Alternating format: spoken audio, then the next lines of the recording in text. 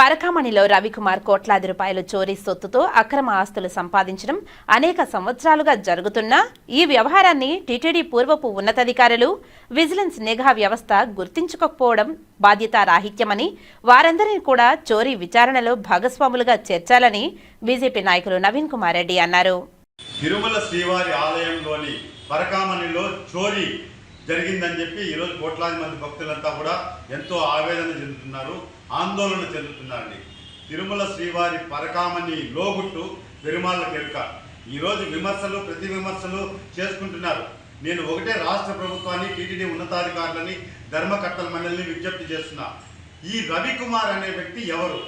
ఈ రవికుమార్ అనే వ్యక్తి ఏ మఠంలో ఎన్ని సంవత్సరాలుగా సేవకుడిగా పనిచేస్తున్నాడు?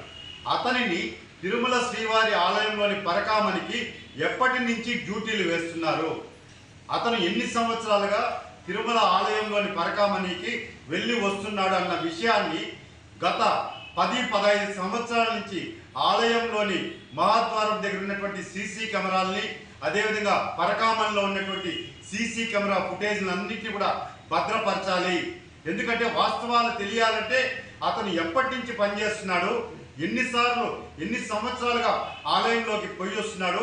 ఎందుకంటే 100 కోట్లు సంపాదించడం అంటే సంవత్సరాలలో, నెలల్లో జరిగే పని కాదండి. కొన్ని సంవత్సరాలుగా తిరుమల శ్రీవారి ఆలయంలోని పరకామణిలో చోరీ జరుగుతూ ఉంది. కాబట్టి ఆ సీసీ కెమెరా ఫుటేజ్లన్నీ భద్రపరచాలని చెప్పని నేను విజ్ఞప్తి చేస్తున్నాను. అదేవిధంగా పరకామణికి టీటీడీ ఉద్యోగస్తులు కానీ శ్రీవారి సేవకులు వెళ్ళాలంటే క్షుణ్ణంగా అణువణువున తనిఖీలు చేసే విజిలెన్స్ అధికారులు, ఆ రవికుమార్ ఒక 10 సంవత్సరాల క్రితం నుంచి ఆ సీసీ కెమెరా ఫుటేజ్లో ఆ అధికారులు ఎవరు పనిచేశారు? టీటీడీ విజిలెన్స్ ఉన్నతాధికారులు ఎందుకు అంత నిర్లక్ష్యంగా, బాధ్యతారాహిత్యంగా రవికుమార్ అనే వ్యక్తి పోయి వస్తూ ఉంటే తనిఖీలు చేయలేదు? అంటే తనిఖీలు అందరికీ ఒకే విధంగా కాకుండా రవికుమార్ని మాత్రం ఎందుకు తనిఖీలు చేయకుండా పంపించారన్న దాని మీద వాస్తవాలు వెలుగులోకి రావాలండి. నేను మరో విషయం కూడా చెప్తున్నాను. ఈరోజు తిరుమల శ్రీవారికి భక్తులు సమర్పించే కానుకలు పరమ పవిత్రమైనటువంటిది, అది నిప్పుతో సమానం.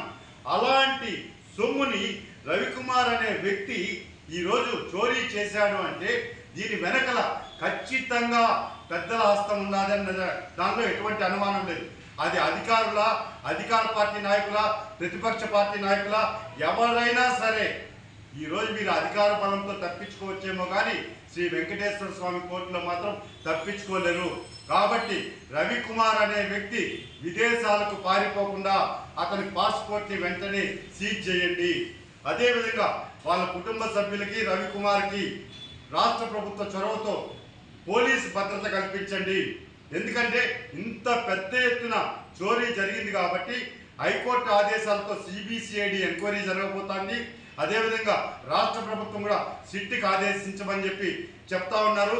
మరోపక్క ప్రతిపక్ష పార్టీలు కూడా సిబిఐ విచారణకు ఆదేశించండి అని అంటున్నారు.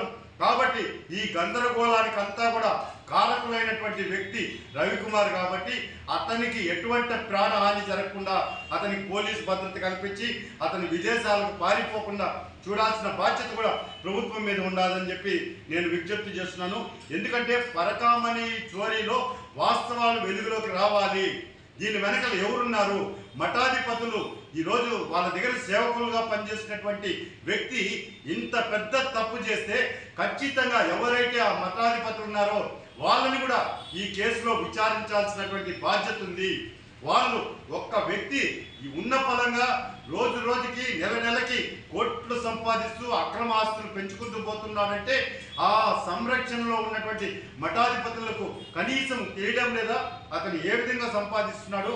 ఆలయంలోకి పోయొచ్చి ఎన్ని ఇంకా విలువైనటువంటి వస్తువులు ఏమైనా ఎత్తుకొని వెళ్ళిపోయాడా అన్న వాస్తవాలు కూడా వెలుగులోకి రావాలి అంటే ఖచ్చితంగా రవికుమార్ని వెంటనే సిబిసిఐడి అధికారులు కస్టడీకి తీసుకొని అతని కుటుంబానికి రక్షణ కల్పించి అతని పాస్పోర్ట్లన్నీ కూడా సీజ్ చేస్తే అతి త్వరలో వాస్తవాలన్నీ దీని వెనక ఉన్నటువంటి సూత్రధారులు, పాత్రధారులు అందరూ కూడా వెలుగులోకి వస్తారు. వెంకటేశ్వర స్వామి అనుగ్రహంతో ఖచ్చితంగా శ్రీవారి సొమ్ము, పరమ పవిత్రమైనటువంటి సొమ్ము మళ్ళా తిరిగి వెంకటేశ్వర స్వామి ఖాతాలోకి వస్తుంది. దోషులు ఖచ్చితంగా శిక్షించబడతారు. తప్పించుకునే ఆస్కారమే లేదు. గోవిందా గోవిందా గోవిందా.